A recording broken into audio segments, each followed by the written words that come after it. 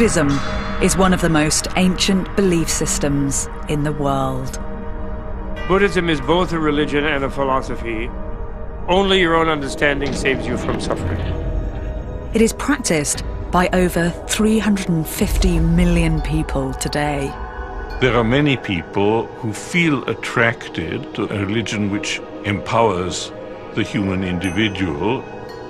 I'm going to travel to 7 wonders of the Buddhist world. 7 wonders that give an insight to the long and rich history of Buddhism. At each location, I'll meet Buddhists who will help me to understand a different concept that forms the core of Buddhist belief. I'm going to explore how it started, where it travelled, and some of the most spectacular monuments built by Buddhists right across the globe.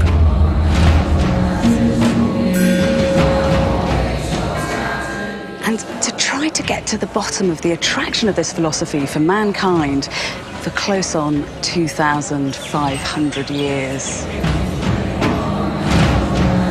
Buddhism's numbers grow year on year, and I'll be uncovering why, as I experience 7 modern and ancient wonders of the Buddhist world.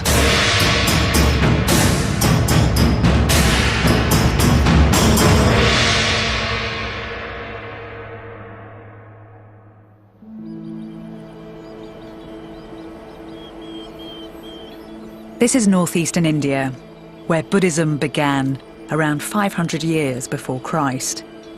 Millions of pilgrims come to this country and to the sacred city of Bodh Gaya to visit the place where a young Indian prince underwent a life-changing personal transformation and came to be known as the Buddha. I've studied the period in history when the Buddha lived for over 20 years, and I just love it because this was such a radical age. This was a time when men like the Buddha and Socrates in ancient Greece turned the world of belief upside down. Instead of focusing on tradition and convention and ritual, they dealt with ethics and the possibilities of the human mind. And I'm particularly fascinated to follow in the trail of Buddhism because as the philosophy has travelled through 25 centuries, it's marked out a path that leads directly from ancient society to the modern world. This is Mahabodhi, the Great Awakening Temple in Bodh Gaya in northeastern India, our first wonder of the Buddhist world.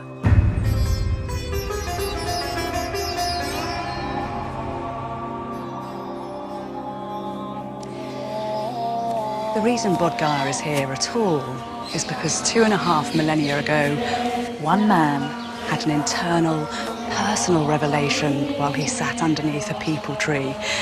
It's a very quiet, simple beginning to end up with all of this.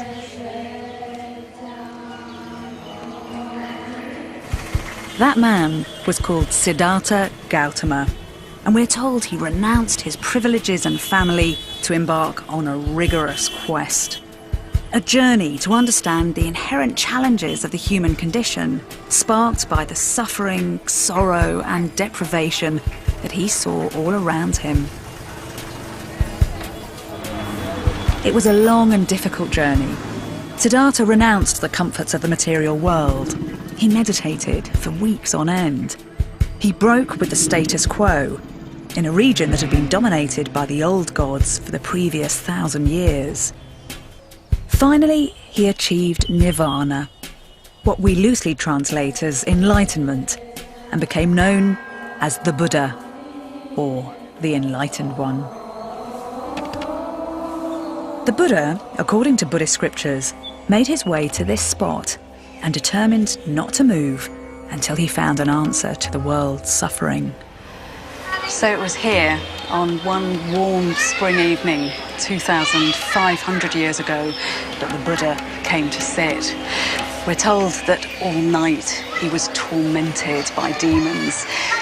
But then as the sun began to rise in the east, he found enlightenment.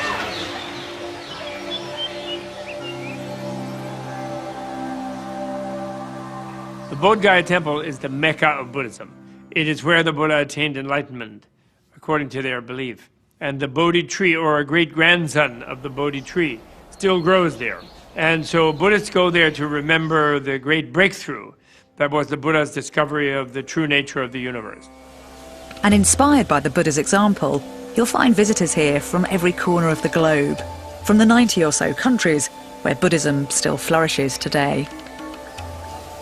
Bodh Gaya is one of the key sites for all Buddhists worldwide. It serves as a magnet, as a center point for Buddhists from around the world. You could say it's the place exactly where Buddhism started. I'm not a Buddhist, but if you ask anyone who's involved in Buddhism, they'll tell you that it's a very difficult philosophy to teach or to explain, and that the very best way to understand it is to experience it. And so, by experiencing Buddhism, I'm going to try to get to the heart of a philosophy that can sometimes seem complicated, out of reach. And I'll start with the 3 key principles of Buddhism, what are known as its 3 jewels.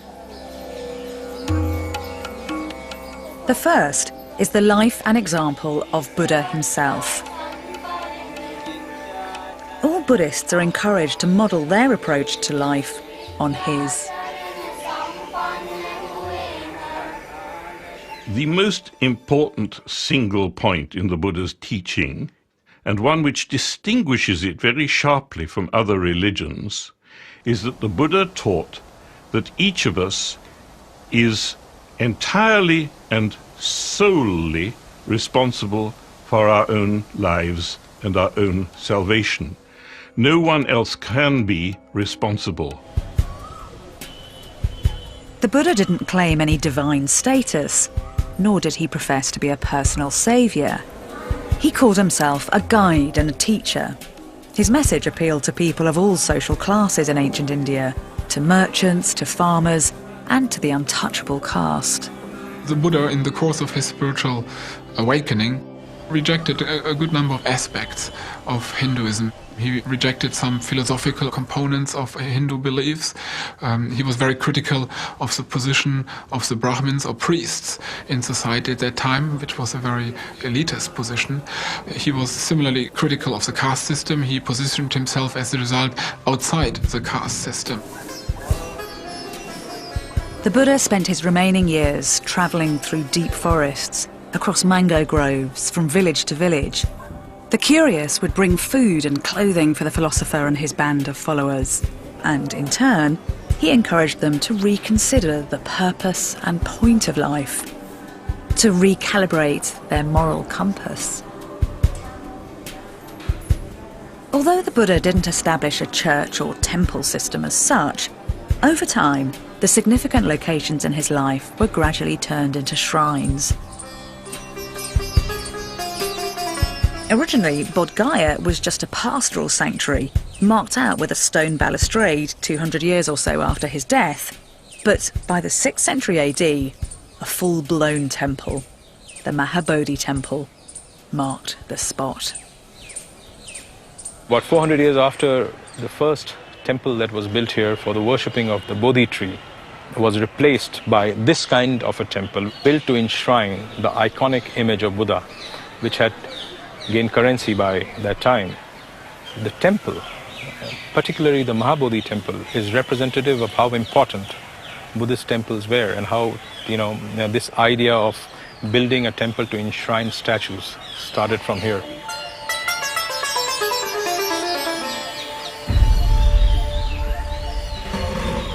As Buddhism's travelled through the centuries, perhaps inevitably it's taken on more the aspect of a religion with temples and pilgrims and a religious hierarchy. You could be forgiven for mistaking Buddhism as one of the great God-driven faiths of the world, but there is a key difference. By putting such an emphasis on a system of personal morality and breaking with the conventions and traditions and rituals of the past, in many ways, the Buddha was one of those men who gave us the modern world. And although he never denied that there were gods, he simply said, You don't have to rely on the gods to make everything okay. According to Buddhist sources, having seeded a radical new world view, the Buddha died at the age of 84. His body was cremated, but his bones remained unburned. They were distributed amongst the various tribes, rulers and kingdoms who are now starting to follow the Buddhist way and who honoured its founder by building monuments or stupas over his remains. In Kathmandu, the capital city of Nepal, stands the Bodhanath Stupa, our second wonder of the Buddhist world. It was first built in the 5th or early 6th centuries AD, then rebuilt and restored a number of times, finally as this giant enclosed tomb in the 14th century. It is the largest in the Indian subcontinent, a sacred place for thousands of Buddhists throughout the world.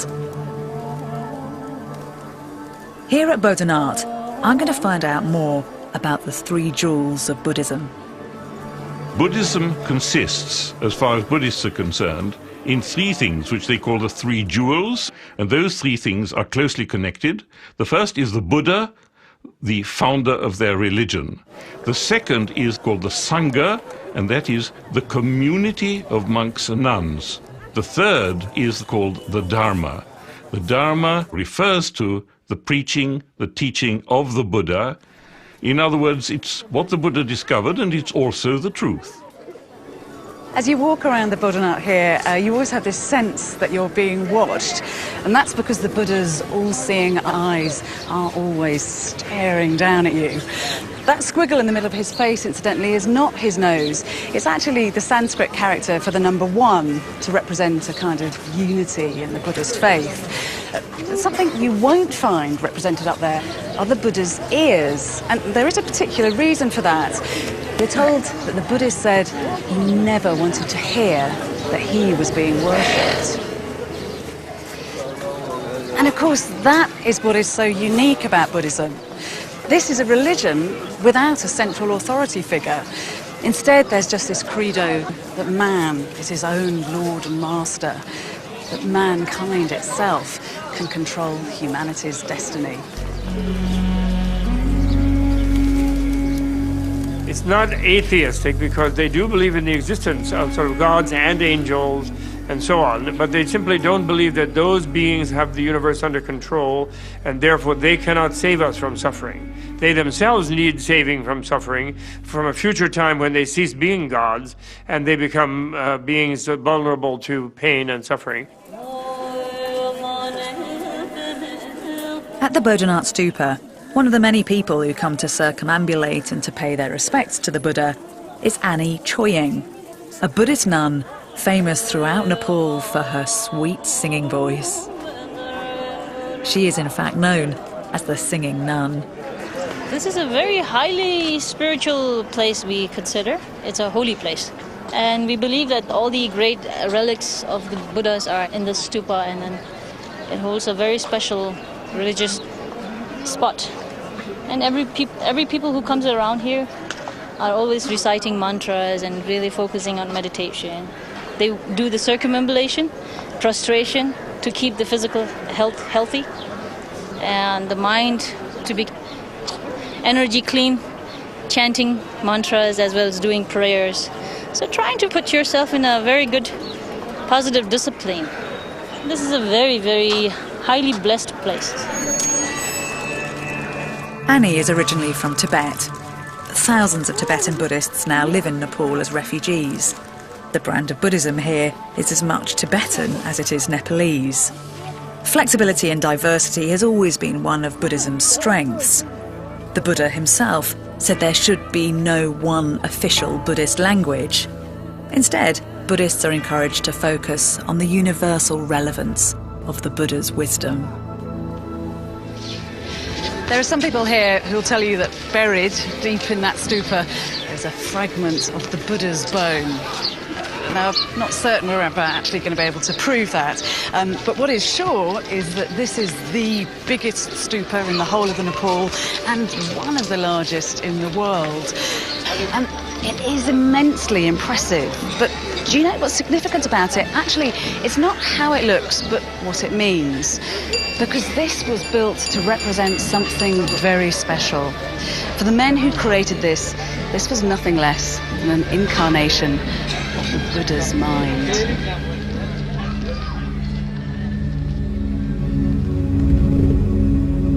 The symbolism of stupa is very interesting because it takes the elements of earth, water, fire, wind, and space, different shapes that represent those, and they put them in a kind of ideal aesthetic form. And so the idea is that the Buddha's mind is the awareness that the universe is the ideal environment for a human being to achieve freedom from suffering. Around the Buddha gathered men who shared with him a common vision and goal. Gradually, this group came to be a formalised community, a body that took its name from the old aristocratic councils of the day, the Sangha. The Buddhist Sangha became a monastic tradition, comprising ordained monks and nuns, and it's one of the 3 jewels of Buddhism.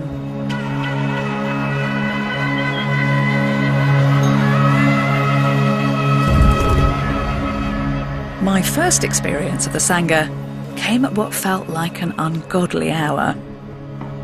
At Bodhanath every morning, just after dawn, monks of all ages gathered to perform the first of many rituals of the day. The Sangha is one of the oldest, continuously active spiritual organisations in the world.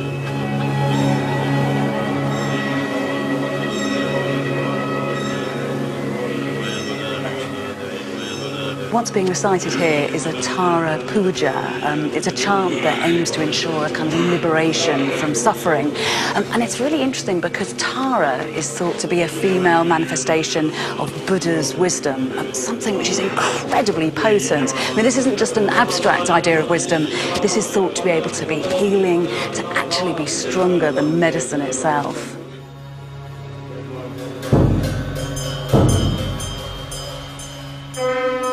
The Sangha includes women and was set up to allow those who wish to practice Buddha's teachings a disciplined environment and maximum time to focus on the philosopher's ideas, free from the responsibilities and distractions of a domestic or conventional lifestyle. A few miles outside Kathmandu, Annie, the singing nun, runs her own nunnery. It's a refuge for girls, many as young as 10, the age both sexes can embark on the life of a Buddhist novice.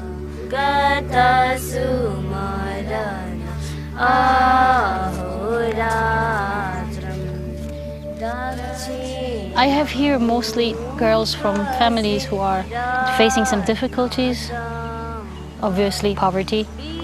And then other thing is the fathers are a little bit very ignorantly carried away with the alcoholic behavior as well as very abusive behaviors, and who doesn't think that it's good to send their girls to school. So I try to collect them here and give them as much as I can give them. Controversial for its time was the inclusion of women among the ranks of the Sangha. The Buddha allowed women to become nuns, to lead a life devoted to spiritual development. Like Buddhist monks, nuns are expected to remain celibate, pure, since they are one of the 3 jewels of Buddhism. Not just Buddha's foot soldiers, but an incarnation of the belief system itself. So, I've learnt about 2 of the 3 jewels of Buddhism, the Sangha and the life of the Buddha. But what about the 3rd jewel, the Dharma, or teachings? You can perhaps help me out a bit. How do you describe Dharma? What does Dharma mean to you? According to my understanding, what Dharma is, to do whatever you do very practically, skillfully, for benefit of all beings, without causing any harm, and for their well-being, including oneself and all, is Dharma. Dharma na Hindu Buddha ho, Sikh Islam na Jain, Dharma chitta ko shuddhata, Dharma shanti sukha chain. Dharma means the purity of heart. Dharma means peace. And dharma means well-being of all human society. Are there special ways that you can achieve dharma? Are there rules and regulations that show you what to do? We are taught what causes suffering and what can cause suffering and how to avoid causing suffering in life, one's own life. And when you implement those teachings, I think that is what really contributes towards one's own well-being and others' well-being. And I think that is considered dharma. In a Buddhist context, the word Dharma refers above all to the teachings of the Buddha as he rediscovered them in the process of his progress towards enlightenment. The reality of the Dharma, which holds you free from suffering, is what they take the root of the word Dharma, which means to hold, and the Buddha said Dharma holds a being free from suffering.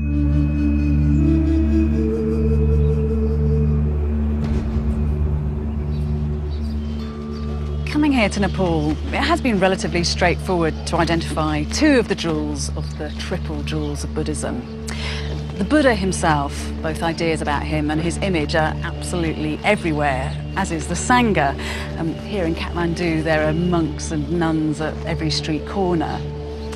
But what has been harder to pin down is the Dharma itself, the belief system, the philosophy, the religion, whatever you want to call it, of Buddhism. Maybe it's unrealistic of me to expect there to be one single definition for such a broad concept. The Buddha himself said that the Dharma was like the salt of the oceans of the world, a universal taste. So the Buddha implied the Dharma could be tasted anywhere by anyone. But the question for me as a historian is how that taste of the Buddhist Dharma could become universal. Practically, how Buddhism established itself as a global belief system. Buddha's teachings were charismatic and radical for their time, but as with all big new ideas, they needed a groundswell of popular support, or a patron, or both, to gain a firm foothold and to really fly. While there was grassroots interest in what he had to say, it was about 200 years after the Buddha's death that Buddhism got a major boost. In 250 BC, the ruthless, all-powerful Emperor Ashoka, who controlled most of ancient India, proved Buddhism's greatest ally. Ashoka was haunted by the memory of the blood that he'd acquired on his hands as a result of the cut and thrust of his rise to power, and he decided to turn to the good. And in order to realise that ambition, he vigorously promoted Buddhist ideals right across the Indian subcontinent. According to Buddhist tradition, in the centuries following Ashoka's sponsorship of Buddha's ideas, the philosophy evolved into at least 18 different schools.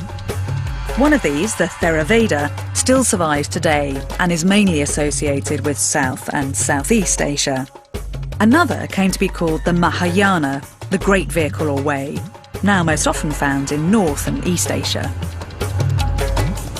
Ashoka, by embracing Buddhism, put a particular emphasis on the consequences of his actions, on what he thought and how he lived in the world, on his karma.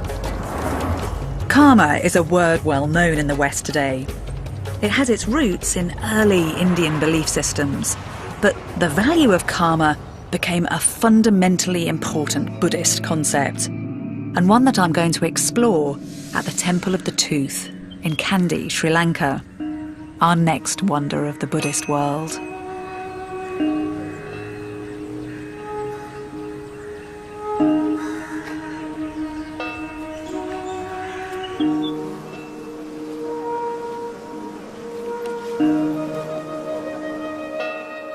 Sri Lankan Buddhists believe that the tooth relic was brought to their country around 300 BC.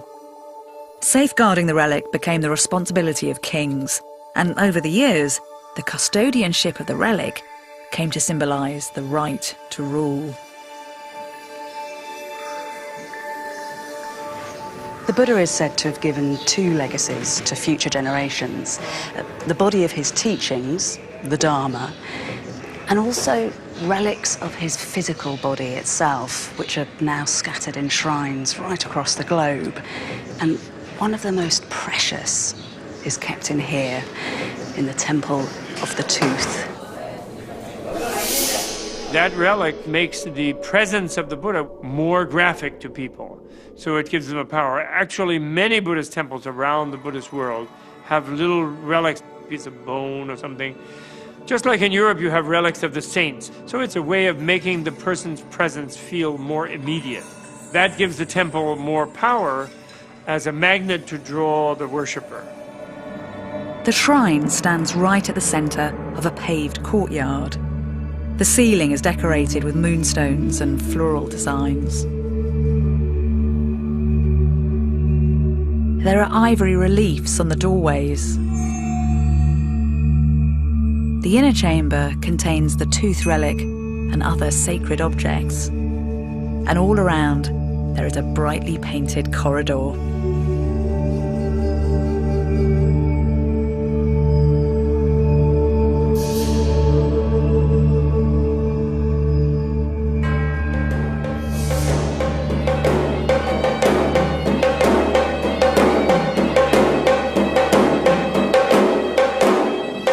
Monks conduct daily worship in the inner chamber of the temple.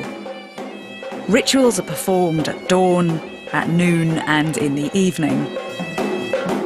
The tooth is in this upper chamber in a casket of gold and is only revealed to a chosen few. The sacred relic is symbolically bathed with a herbal preparation made from scented water and fragrant flowers. This holy water is believed to contain healing properties and is distributed among those present. Once a week, mothers gather at the temple with their babies. All these little babies are waiting to be taken in to be blessed by the priest so that they have Buddha's power with them for the rest of their lives. They're given a little white piece of string to wrap around their wrist, which shows that the Buddha is with them from now until they die. And it's thought incredibly important that they get the Buddha's blessing right at this early stage, because everything that they do from now on, all their intentional actions, what they think, what they say, and what they do, their karma will affect how they are then reborn in the next life. Karma is one of the main concepts of Buddhism. It's a belief that any of our intentional actions, both thought and deed, will be mirrored by something similar happening to us in the future. So if you harm someone, someone will harm you. This principle of cause and effect can bring consequences that are either good or bad, depending on what it is that you've done. Because Buddhists believe we have many lives, this good and bad karma can generate consequences both throughout this life and long into the next. Karma is what you do. The word literally means deed or action. But the Buddha said that all karma that matters is what is morally good or morally bad. And you decide what to do. Now, we must remember that for Buddhists, your life goes on beyond what we normally think of as this life. In fact, you are reborn an infinite number of times until you manage to bring that to an end. Buddhists use a metaphor to help explain what karma is. They say that if you sow thistle seed, then you can't expect apple trees to grow. And that is very clear. It's a basic principle of cause and effect. And as a historian, I know that that principle has real validity. We are all affected by our past, and our past and our present together informs our future. So when the Buddha said that we should be mindful of our intentional actions, of our karma, and that our highest authority is our conscience, then he was making real sense. And he was also clarifying something about what it is to be human.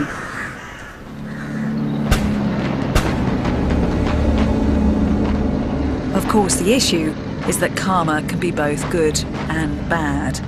And in Sri Lanka, the fallout of action and reaction, of cause and effect, has been brutally tested in recent years.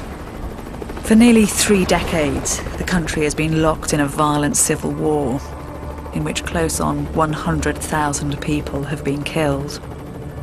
Sri Lanka is only now emerging from this debilitating conflict between the Hindu Tamil minority and a Buddhist Sinhalese majority. The Temple of the Tooth was badly hit and partially destroyed during the war. It's now been fully restored. Buddhists believe this cycle of death and destruction can be broken. They assert that by following a certain path, it's possible to break out of a continuous round of life and death and rebirth, which in Buddhism has a name: samsara. And samsara is the concept I'm going to investigate now, as I move to the next wonder of the Buddhist world.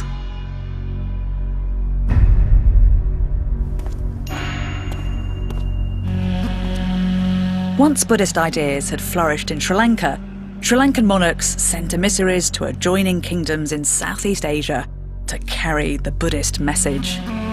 By the 11th century, Theravada Buddhism was well established in Thailand, and here in Bangkok, close on 90% of Thais are now Buddhist. The reason that Buddhism has thrived so vigorously and tenaciously here is because right from its very outset, it's had the support of Thai kings. A king here can aspire to be a Buddha himself, and there was one king who was actually a monk for 25 years before he came to the throne. Every time the royal family builds a new palace for itself, it will also construct next door a monastery and a temple complex as a kind of outward sign of its righteousness and commitment to the Buddhist cause. And here in Bangkok, the temple complex is certainly fit for a king. This is Wat Po, our next wonder of the Buddhist world. It's the largest and oldest temple complex in Bangkok. It's home to more than 1,000 Buddha images. The complex includes a temple, a working monastery, and a large courtyard with a forest of stupas thick with exquisite handmade lotus motifs. And hidden within its own palatial hall, the golden reclining Buddha.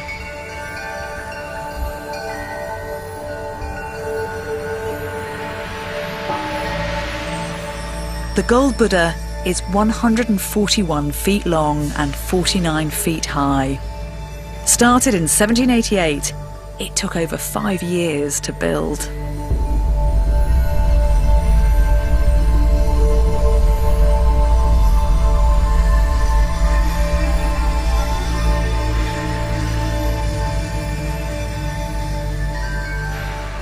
This is one of the most stunning, gobsmacking works of monumental art I've ever seen. I have to say, I love its audacity. I love the fact that it says, look at me, look at what mankind can do when he manipulates raw materials to create a thing of beauty.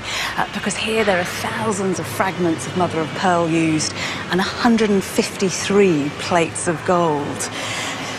But what it doesn't seem to me to say is that this is an incarnation of the middle path, that essential Buddhist notion that extremes and excesses should be avoided at all costs. Because there's no doubt that this is a thing of opulence. It's enormous, it's gorgeous, and it's very sensuous. In history of Thailand, there are a lot of large-scale reclining Buddhas built all over central part of Thailand. Because to build reclining Buddha, it's not a very easy process. Because most of the reclining Buddha is not made from casting, it's made from bricks, plaster or cement. It's considered a very respectful image. So it must be decorated with very valuable materials. And of course, the most valuable materials for decorating the image of the Lord Buddha should be gold. Gold in Buddhism symbolises the sun or fire. The most valuable of metals, it's accorded a sacred status through its association with Surya, the sun god of the Hindu pantheon. For Buddhists in Thailand and other South Asian countries, gold is an element that signifies homage. A gift of gold is the ultimate demonstration of one's piety. The meritorious act of putting gold leaf on the surface of the Buddha's skin is to commemorate the living Buddha, who had a kind of golden-like aura and radiance, they believe. But gold and its association with wealth and might is also the way the Thai monarchs have used a showy form of piety to forge a strong relationship between Buddha's ideas and the power of the state. It was King Rama III who had the statue of the reclining Buddha opulently restored at the height of his reign in the mid-19th century. It's called the lion pose. It says he lay there in the lion pose as he was preparing to die. It's described that he lay down on his right side and he rested his head on his right hand. There's a reason that this Buddha has got such a serene smile. It's because he's achieved enlightenment, nirvana. It means that he's escaped what Buddhists call samsara, an endless cycle of life, of birth and death, of passion and desire and delusion that can only lead to pain and suffering. Samsara effectively constitutes a cycle of birth and rebirth. And as long as we are in samsara, we are reborn innumerable times, moving from one existence to the next. We can be reborn as a human being, as a divinity, or you can be reborn as an animal, etc. Tell me what you think samsara is. For me, it's not just the physical picture of, the circle of being born and aging and dying. For me, it has something to do with the state of mind as well. That you have to deal with your bad emotions. You have problems, you feel suffering, feel frustrated. You don't know how to deal with it. But this is just a small samples of bad things that happen to you. You just keep go on and on and on. You can find a real peace or happiness. The Wheel of Life is a common visual depiction in Buddhism. At the time Buddha started to teach, many understood life as a relentless cycle where all were born, grew old, died, and were reborn in another life. It was an eternal morass from which there was no release.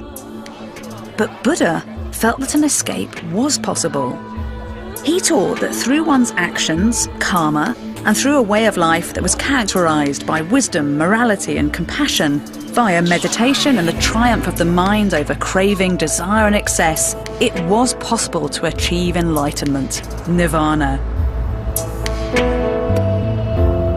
He believed that this enlightenment would empower ordinary people to break free from samsara.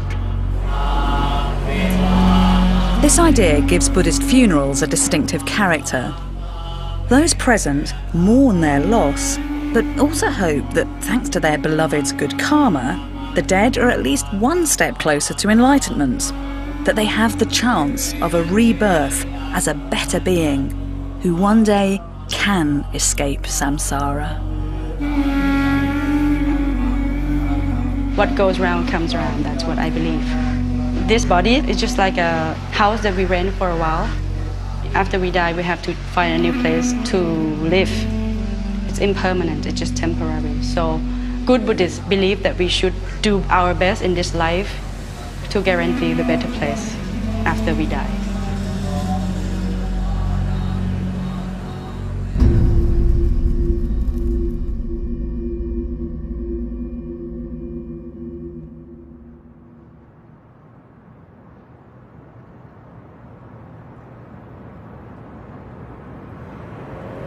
Buddhists say that there is only one certain way to break free from samsara, to eliminate the desires and the passions and the distractions of everyday life.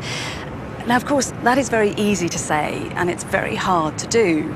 So, over the centuries, Buddhists have employed specific, rigorous methods to break free from all of this, from the troubles and the temptations of the real world, and to set themselves on the path to enlightenment, to nirvana. And that is the truly radical thing about the Buddha's example. His belief that each and every one of us has the capacity to achieve liberation, to achieve our own enlightenment. It took the Buddha years to arrive at this radical belief. Ideas he developed through his own personal experience, in particular, an intense form of meditation. And it is Buddhist meditation that I'm now going to experience in our next wonder of the Buddhist world. Buddhism continued to spread throughout the medieval period. Come the 13th century, and Buddhism was flourishing in the Khmer Kingdom, modern-day Cambodia. The temple complexes here at Angkor are our fifth wonder. Angkor Wat began life as the sacred palace complex of a Khmer emperor who, in fact, favoured Hinduism over Buddhist ideas. These aren't just buildings, but have a grand ambition. The whole complex is said to be a symbolic representation of Hindu cosmology.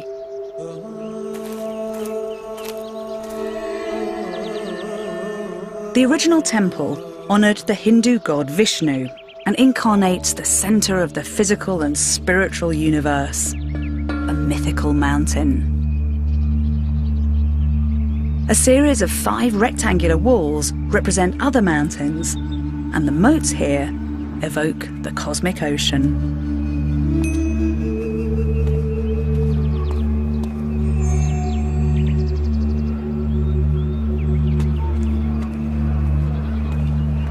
This place reeks of a combination of earthly and divine power, and of the close-knit relationship between gods and kings. And of course it was a belief in that relationship that inspired the creation of this complex in the first place. But for some people it was just too exclusive, too strictly hierarchical. And Buddhism offered a solution. It was the Khmer Emperor Jayavarman VII who converted to Buddhism, and his regime marked a clear dividing line with the old Hindu past. Before 1200, art in the temples mostly portrayed scenes from the Hindu pantheon. After his conversion, Buddhist scenes begin to appear as standard motifs. During his reign, there was a focus on building libraries, monastic dwellings, public works and more earthly projects accessible to the common people. So history in Cambodia takes a humanist turn. As Buddhism rises in popularity, you find images of the Buddha and his followers emerging everywhere in the architecture, in gates, in walls and in temples. So now, Angkor is showing the world a more human face. The Angkor complex is a prime example of the classical style of Khmer architecture.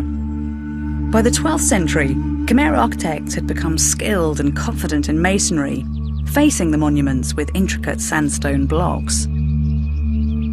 Angkor Wat is famous for the harmony of its world-class design. Architecturally, towers shaped like lotus buds are characteristic. Half galleries broaden the passageways, other galleries connect enclosures, and terraces appear along the main pathways of the temple. The walls are decorated with bas-reliefs, showing Hindu mythological figures and detailed narrative scenes. This one depicts the churning of the oceans. Other elements of the design have been destroyed by looting and the passage of time. They included gilded stucco, gold on some figures, and elaborate carved ceiling panels and doors. This was the largest sacred building in the world. Although there is an eerie, crumbling beauty to this place now, you have to try to imagine it in its heyday. All this stonework would have been brightly painted, and in this corridor there'd have been many hundreds of statues of the Buddha wrought out of precious gold. The light from the statues would have been reflected back from the walls, which would have been studded with emeralds and sapphires and rubies. And outside there would have been crowds of monks, their eyes closed in meditation, their faces lit by the glow of torches made out of jungle resin. Since Buddhism is primarily an educational system, meditation is a key component of that educational system. Meditation is the way you become viscerally and directly aware of all these deep connections and connectednesses to the universe. And you have to become directly aware of it to become free of being controlled by unconscious processes. And that freedom is liberation. That freedom is nirvana. I'd been invited by a group of trainee Buddhist monks to experience meditation for myself. Members of the Sangha can spend hours each day meditating. The way they sit, the position of their hands is copied from the practice of the Buddha himself. They are still and concentrate on their breathing, not doing anything to alter the way they breathe, not worrying about whether they're doing it right or wrong, clearing their minds of thoughts, of feelings of fear and anger, of the distractions of the outside world, just following the breathing and becoming one with each breath.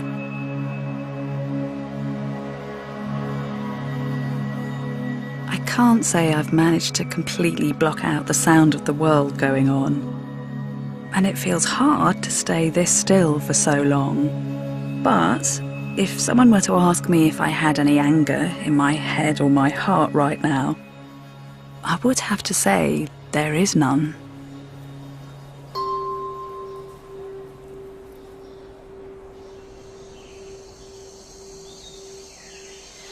The Pali Canon advises that there are particularly good places to meditate. A mountain, a hillside, a rock cave, a cemetery, an open field, open forest, the root of a tree deep in the jungle. And this place certainly fits some of those criteria. But I have to say, I think I'm probably going to carry on meditating in my own sweet way for a while. I'm not quite ready yet to do the deep breathing and the lotus position. But still, I have huge respect for the practice of meditation. Not least because it is a firm vote of confidence in the power of the human mind. It suggests that in order to transcend the difficulties of this world, we don't just need to appeal to a higher divine authority, but can look to our own consciousness. Well, certainly the people of Cambodia have had more cause than most to find internal resources to deal with the troubles that the world has thrown at them.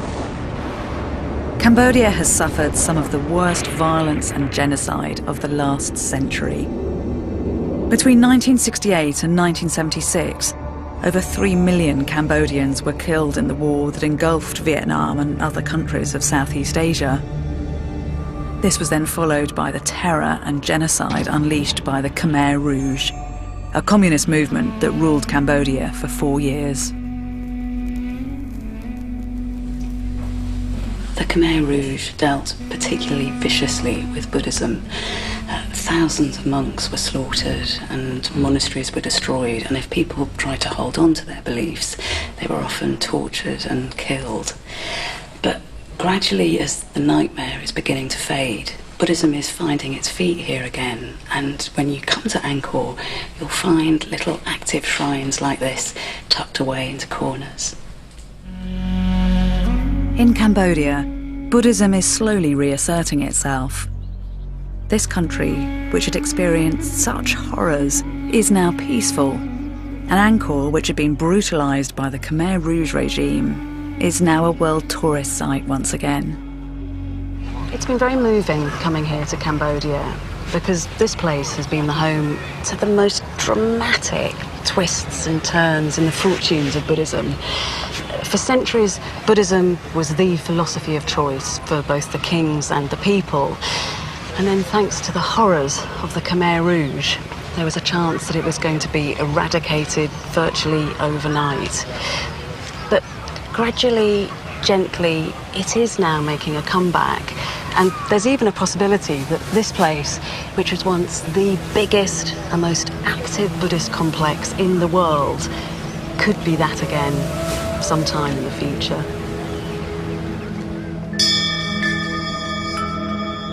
While in Cambodia, Buddhism is emerging out of the darkness of the Khmer Rouge regime, Buddhism in mainland China and here in Hong Kong is also reasserting itself, an ancient tradition reappearing in modern society. Buddhism is on the rise once again, partly perhaps because its positive attitude feels well suited to an emerging superpower. Particularly popular is the Zen form of Buddhism. Little surprise given that Zen, although now typically associated with Japan, started off life in China. And I'm going to explore Zen in one of the places in the world where it is most vigorous: Hong Kong. Our sixth wonder is the giant Buddha that overlooks this great Asian city. This mammoth bronze statue was completed in 1993. It symbolises the relationship between man and nature, people and religion. Well, the building of the giant Buddha in Hong Kong was a reassertion of an old Buddhist tradition of constructing massive Buddhist images. And the monks who initiated the project in Hong Kong had visited Japan, and they'd visited various sites in mainland China and seen medieval massive images of Buddhas. And this was something they were trying to recreate in Lantau. It's the only statue of Buddha to face north towards Beijing, and is named Jiantan, after the Temple of Heaven in that city. When Buddhism first starts out, it seems that people actively choose not to represent the Buddha figuratively. But then, as the philosophy passes through regions like Afghanistan, which had a really strong Greek influence, thanks to the invasion of Alexander the Great, it becomes the done thing to represent the Buddha in human form. Now, once the belief system enters China, a new tradition gains popularity, not just to represent the Buddha in human form, but to do so on a monumental scale. And that's an art form that's now being revived here in Hong Kong.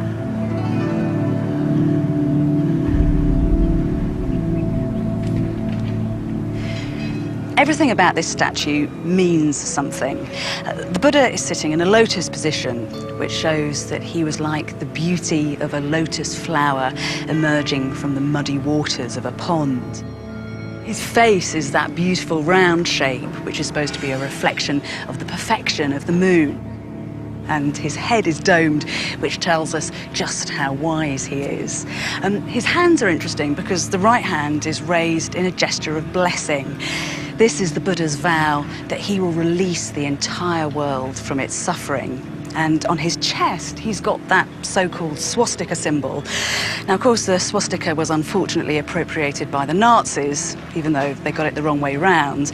But what it actually means is the power of the universe. So this tells us that the Buddha's compassion and wisdom is available to all.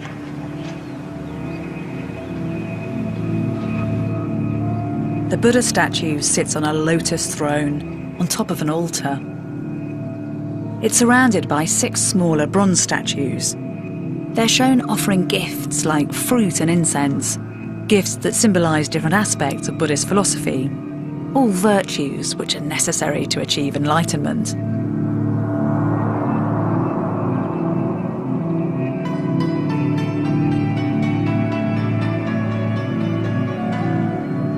The giant Buddha is part of the Po Lin monastery and temple complex, set up nearly 100 years ago by 3 Zen masters. Zen has developed as a part of Mahayana Buddhism, the school of Buddhism practiced in China and other northern Asian countries. Zen Buddhists believe that all people have the qualities that the Buddha had, and emphasise that these can be developed and were not unique to the Buddha only.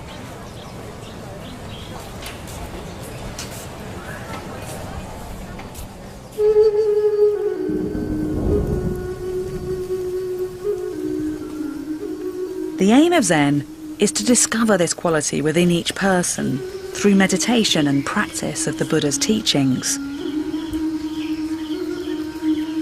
The ultimate goal is to become a completely enlightened Buddha. Meditation has always been central to Buddhism, but here in China a new brand of meditation was born. It took its name from a Sanskrit word, dhyana, which is actually very hard to translate, but means a kind of alert, productive state of mind.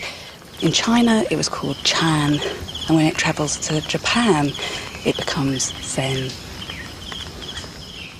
It's a school of Buddhism which lays enormous emphasis on certain kinds of meditative practice. What you try to do is purely to empty your mind. It has a sort of ideology that rational thought is not going to get you to enlightenment or nirvana. It's practiced here in a small secluded monastery minutes away from the giant Buddha.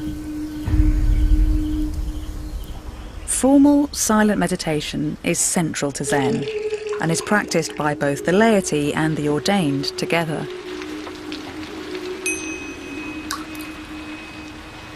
Some people find the concept of Zen quite difficult to grasp. So how would you define it? So Zen means we never separate our life and our practice. Zen is like 24 hours when you are standing, sitting, walking, lying down. So never separate. You know, our everyday life and our practice cannot separate. It's not two things. Zen also means inside, you know, our mind, and outside the object. Inside, outside, boom, become one. That's Zen.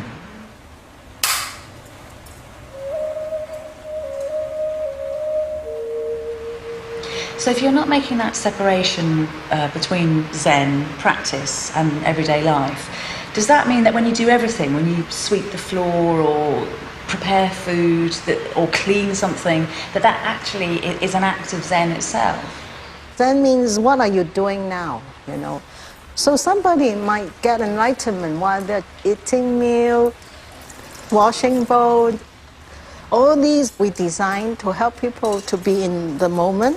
And maybe at that moment your mind become clear and your life become clear.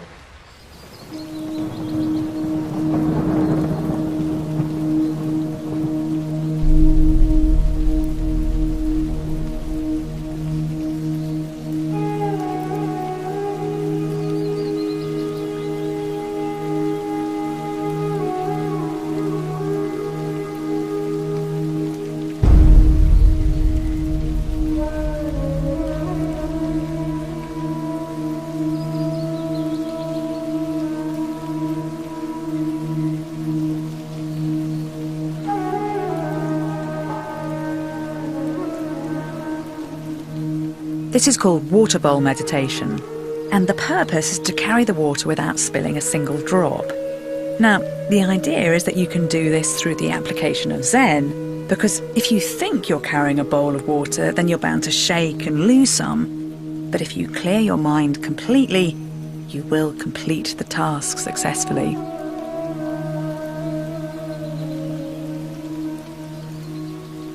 In the West, a lot of people have heard of Zen. It is something that's quite popular. Do you think that's partly because people's lives are so demanding and Zen offers a kind of a way out from that? I think not only the West are very busy, now Asia is more busy. It's true.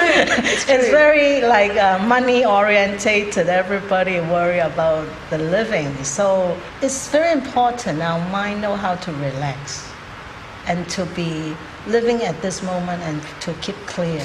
So if you can live in this present, even there's some problem up here, it's okay. You know, you have this clear mind and you are not agitated. I think these are very important practice for everybody.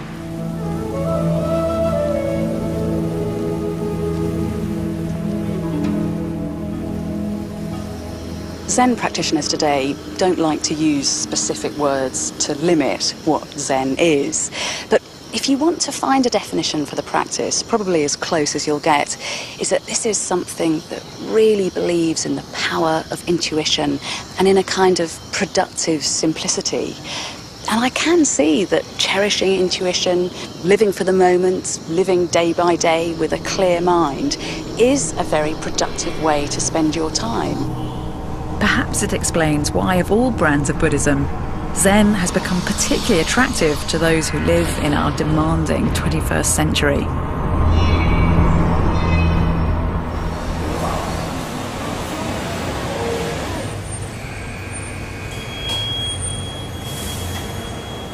Zen, and its ancestor Chan, is a very practical form of Buddhist wisdom.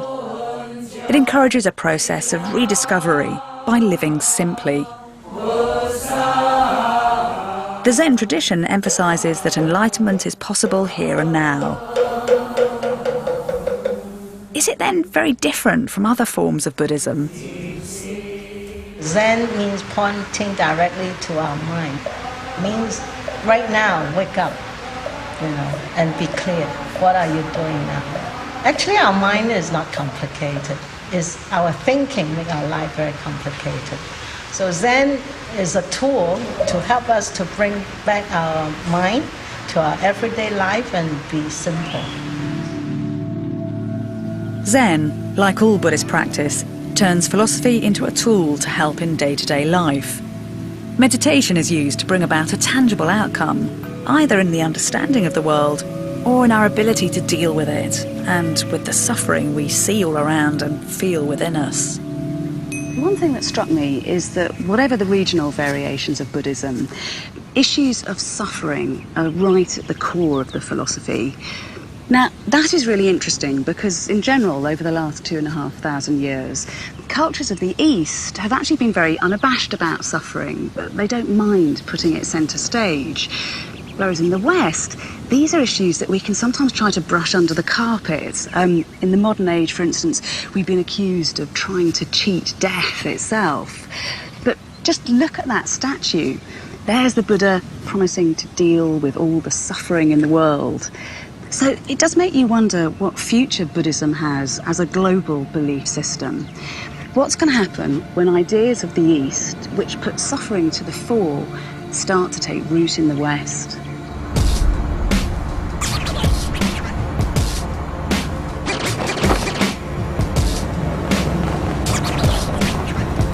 Buddhist ideas and philosophy have become increasingly popular in the fast-paced and highly competitive world of California. New Age concepts, mixed with the counterculture of the hippies in the 1970s, have made words like karma and nirvana commonplace. Buddhism offered a spiritual life and an emphasis on morality without being too authoritarian. Buddhism initially spread into the West, and especially the west coast of the United States, in the 19th century, thanks to Japanese and Chinese labourers brought in to work on the railways. In Los Angeles, the first Buddhist temples were set up at the turn of the century. Today, the city is home to one of the largest Buddhist temples in the West. Shei Lai Temple at Hacienda Heights, our seventh wonder of the Buddhist world.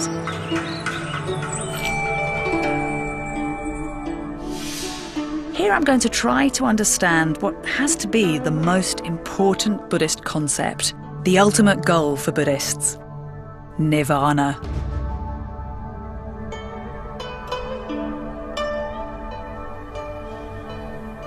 The planning and construction of the temple in the 1980s was met with suspicion and resistance from local communities.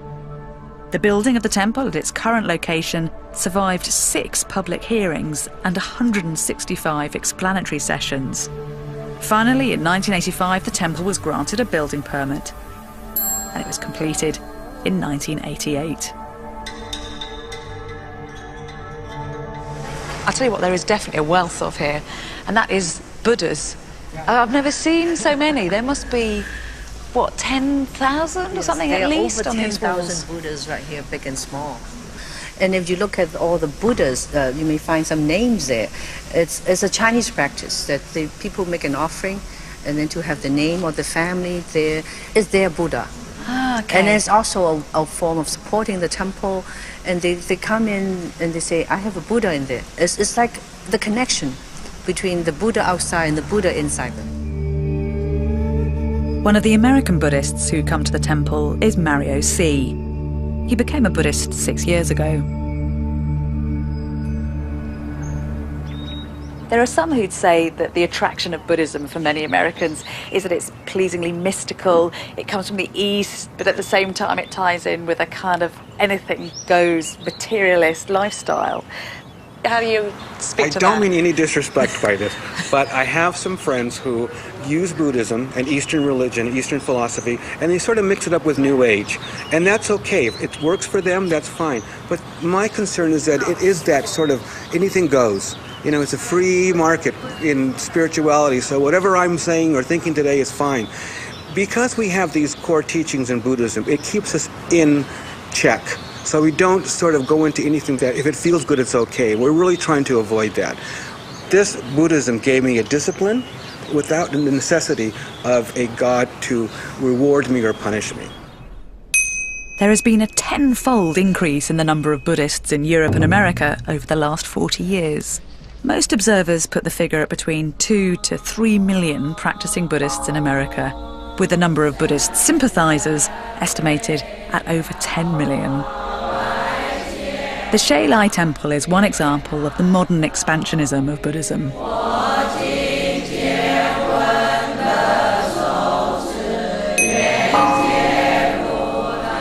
Many Buddhists come to the Shailai Temple for worship. Others come to practice meditation. In the West, there's recently been great interest in yoga, simply as a way to keep fit and as a form of meditation. Yoga has its roots in Indian traditions that predate both Hinduism and Buddhism, and it's sometimes used by Hindus to assert mind over matter. For Buddhists, yoga's key purpose is to achieve personal enlightenment. It is a very ancient philosophy, Buddhism. But in some ways, do you think it's very suited to American life? Because it does have this kind of can-do attitude. It's very suited to America. One reason is that we've been materialistic. We're known for it. And I found in my experience, it doesn't get you to where you want to be. And I can't believe that I'm alone in that. I can't believe that. It offers reasons why that is. I'm sure other people like me who can't understand why all this stuff didn't make them happy would be looking for something else. So I'm not surprised that it is popular. It's not against any other religion, and it's not against science. It's very in line with everything. The temple then offers American Buddhists lots of reasons to visit. But if you're a devotee of Buddhism, then one of your main motivations for coming here is to seek enlightenment, nirvana. Now, I'd love to be able to tell you that I've got a textbook definition for what nirvana actually is. But considering the Buddha himself said that it was beyond words, beyond logic, I suspect this is going to be quite a tricky concept to pin down. Nirvana certainly is a state of mind, and it's a state of mind in which you have abolished strong emotions of very much wanting things, or very much hating things, or being confused. It's a state of mind which you attain, and at that moment and thereafter, you enjoy a kind of blissful calm. And that path, is the end of that path nirvana? Is that your goal? Yes, nirvana, enlightenment, full understanding, awakening, those are all terms that are very similar. And to me, it's understanding the truth, understanding what this is, what it really is. How confident are you that nirvana is a goal you're going to attain? I am cautiously optimistic. How about that? There are people that say that it's very possible. And these are people that are very smart people. And I'm following their advice. And I think it can be done. I think it can be done. Like so much in Buddhism, nirvana clearly has to be experienced, not explained. But for Buddhists, the journey to get there, the path you take, seems to be as important as the arriving. Buddhists will tell you that nirvana has no fixed point in time or space. And that's actually a little ironic, because one of the few accepted fixtures of the Buddhist story is where the Buddha himself found enlightenment. We're told that that took place in northern India under the spreading branches of a peepal tree. Which is where my quest had started, at Bodh Gaya, at this spot where it said Buddhist philosophy really began 2,500 years ago. In this journey, I've explored key facets of Buddhist belief and got a little closer to understanding something vital about the core of Buddhist philosophy, the Dharma. The Dharma is simply the way the world is, and we can all best live our lives if we follow a path that allows us to deal with the world as passionately, as compassionately, as positively, and as wisely as possible. Now, whatever the permutations and interpretations of Buddhism, that seems to me to be pretty simple and pretty enlightened. I've learnt about karma, how mindful actions impact on our lives, about samsara, the cycle of life, birth and death, about meditation, about Zen, and the final goal for all Buddhists, nirvana. I've seen some of the most beautiful architecture inspired by Buddhist ideas, and how after 25 centuries, Buddhism still attracts millions across the globe. A philosophy that is rooted in its ancient past and yet gives character to the modern world. How Buddhism places the responsibility to realise the truth on all of us. As Buddhism travelled, it transformed the cultures it came into contact with, just as it too was transformed. You wonder if the Buddha could ever possibly have imagined the impact that his ideas would have on human history, particularly given the one thing he was certain about was that impermanence and change were the only things that were definite in this world. Just listen to this, it's one of his most poetic epithets. So shall you think of all this fleeting world, a star at dawn, a bubble in a stream, a flash of lightning in a summer cloud, a flickering lamp, a phantom, and a dream. Well, the Buddha's dreams of 2,500 years ago are still with us. And they've been made incarnate in one of the most tenacious belief systems of all time, and in some of the most iconic and beautiful monuments in the world.